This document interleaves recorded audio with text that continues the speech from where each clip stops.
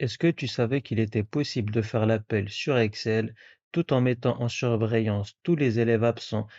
Si tu souhaites ici connaître mes astuces, je te montre cela en détail juste après. Juste avant d'entamer ce tutoriel, n'hésite surtout pas à liker ce contenu et à t'abonner à ma chaîne si ce n'est pas encore fait. Et donc le but de ce tutoriel sera de distinguer les élèves présents des élèves absents en y appliquant des formules et des règles de mise en forme. Pour cela, je vais ici naturellement dans un premier temps insérer des cases à cocher, donc insertion, case à cocher.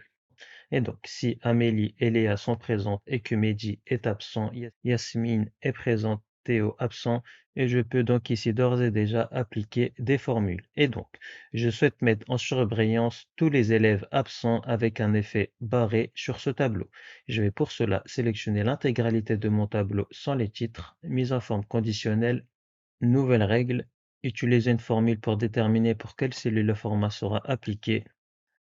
Je vais ici filtrer tous les élèves absents. Pour cela, ça va être est égal à la première cellule au niveau de la colonne absent. Donc la première cellule qui va être ici la cellule D4. Donc dollar pour verrouiller les colonnes dollar D4 qui devra être égale à vrai. Donc pour tous les élèves cochés absents, la valeur sera égale à vrai. Puis je vais au niveau de la flèche. Je vais aller dans format. Je vais aller dans remplissage et je vais prendre ce gris avec une police d'écriture en italique et avec un effet barré. Puis je fais OK, OK, et j'aurai donc sur ce tableau automatiquement tous les élèves absents en surbrillance avec un effet barré. Petite parenthèse avant de reprendre ce tutoriel, j'ai réalisé une formation Excel intitulée Formation Express Excel. C'est une formation qui te permettra de passer d'un niveau débutant intermédiaire jusqu'à un niveau avancé en quelques semaines et ainsi passer définitivement un cap dans ta maîtrise d'Excel. Si tu souhaites donc rejoindre ma formation Express Excel, tu n'auras plus qu'à cliquer sur le lien en description. Et si je continue rapidement, Sophia présent, aucune règle de mise en forme d'appliquer, et si Karim est absent, j'aurai bien la règle de mise en forme qui s'est correctement appliquée. Sur cette cellule, je vais retrouver le nombre d'élèves présents par rapport au nombre d'élèves total. Et donc, pour retrouver le nombre d'élèves présents, ça va être naturellement est égal à nb.si. Pour retrouver le nombre, et étant donné que je rajoute une condition à ma fonction nb, ça va être ici la fonction nb.si. Et pour retrouver le nombre d'élèves présents, je vais me baser naturellement sur tous les élèves étant cochés présents. Je sélectionne donc toute la plage au niveau de la colonne présent qui devra être entre guillemets égal à vrai. Donc pour tous les élèves présents, la valeur devra être égale à vrai et donc la case sera cochée. Je ferme les guillemets, je ferme la parenthèse et je vais le comparer au nombre d'élèves totaux. Pour cela, je rajoute l'esperluette, j'ouvre les guillemets, je mets un slash pour le comparer par rapport au nombre d'élèves total parmi lesquels j'ai fait l'appel. Je ferme les guillemets et pour retrouver le nombre d'élèves total parmi tous les élèves présents et absents, donc je mets l'esperluette et je rajoute la fonction nb.si pour retrouver le nombre d'élèves présents, donc CTRL-C, CTRL-V, que j'additionne au nombre d'élèves absents. Donc cette fois-ci, une nouvelle fois la fonction nb.si. Cette fois-ci, je vais prendre en compte la plage des élèves absents, point virgule, qui devra être égal à vrai. Je ferme les guillemets, je ferme la parenthèse, je valide. Et j'aurai donc pour le moment 4 élèves présents sur 7, en l'occurrence ici Amélie, Léa, Yasmine et Sophia, tandis que Mehdi, Théo et Karim seront absents. Et si je continue donc Inès présente, Hugo présent, Amina présente, Lucas absent, et je passe donc ici à 7 élèves présents sur 11. Par ailleurs, si tu souhaites davantage ce type de format dans d'autres tutoriels, écris-moi en commentaire faire l'appel et je verrai donc à réaliser d'autres tutoriels de ce type. Ensuite, juste avant de terminer l'appel, je vais ici retrouver tous les élèves absents parmi tout le tableau.